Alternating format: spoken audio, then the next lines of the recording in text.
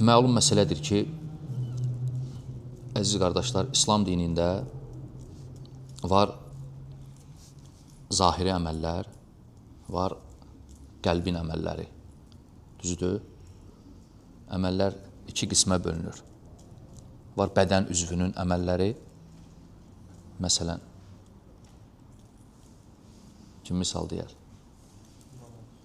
Namaz, oruc, sədəqə, zəkat. Bunlar bədən üzvünün əməlləri, düzdür qardaşlar.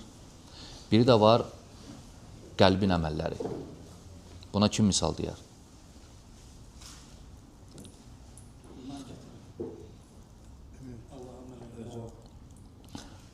Ümid, qorxu, sevgi. Bunlar harada olur qardaşlar? Qəlbdə olur.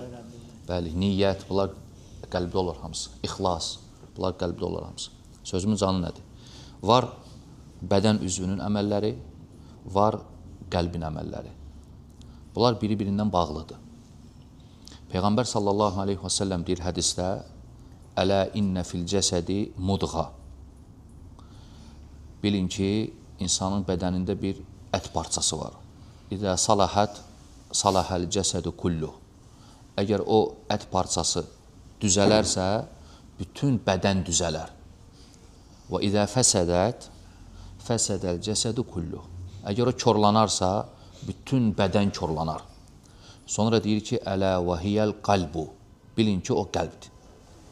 Deməli, insanın qəlbi düz olanda, salih olanda, bütün bədən üzvü də düz olur, salih olur. Korlananda o ət parçası, bədən də korlanır.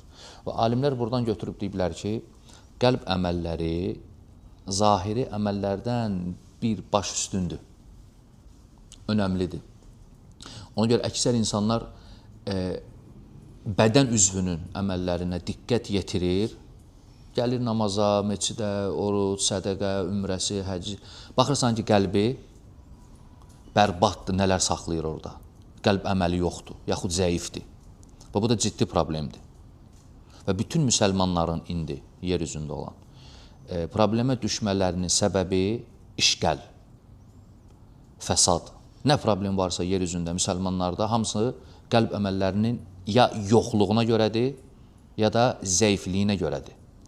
Ona görə Peyğəmbər sallallahu aleyhi və səlləm dualarında deyirdi ki, Allahümmə inni əsəlukə qalbən səlimən. Allahım səndən səlim qəlb istəyirəm. Fikir verdiniz duaya.